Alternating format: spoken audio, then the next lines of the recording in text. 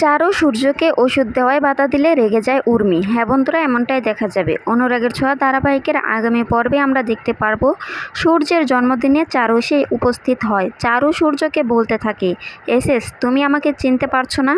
আমরা মুম্বাইতে একসাথে ছিলাম। সোনা সূর্যকে বলতে থাকে, বাবা চারুর সাথে তোমার বিয়ের কথা হয়েছিল। চারু সূর্যকে তার ফোন থেকে ছবি দেখায়, কিন্তু সূর্য কিছুতেই তার পুরনো স্মৃতি মনে করতে পারছে না। চারুর কথা শুনে কুন্তলা বলতে থাকে, ভালো দিনেই তো এসেছেন, আজকে সূর্যের জন্মদিন, আপনি তো পুরনো বন্ধু, সূর্যের ভালো লাগবে। চারু বলতে থাকে, সাক্ষর সাথে ছাড়াছাড়ি হওয়ার পর আমি একেবারে জন্য শহরে চলে এসেছি, আমার তো আর আপন কেউ নেই। একথা শুনে সোনা বলতে থাকে, একদম একথা বলবে না যে তোমার কেউ নেই, আমি আছি, আমার বাবা আছে, আমরা সবাই তো আছি, নিজেকে একদম একা মনে করবে না। আর দেখো না আমার কি হাল, আমার জীবনের সব কিছুই দীপা সেনগুপ্ত শেষ করে দিয়েছে।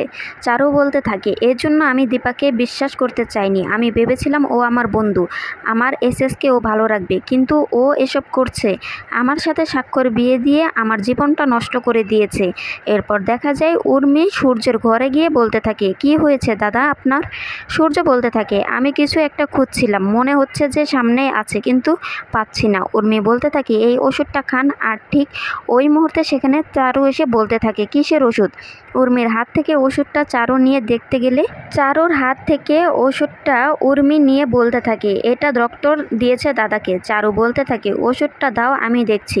তখন উর্মি বলতে থাকে, তুমি কি বুঝো দাদার ব্যাপারে? তখন সোনা বলতে থাকে, কাকিয়া বোম্বাই শহরে থাকতে ও আমার বাবাকে দেখাশোনা করেছে, ও এসব জানে, সব জানে, চারু আমাদের খেয়াল রাখতো।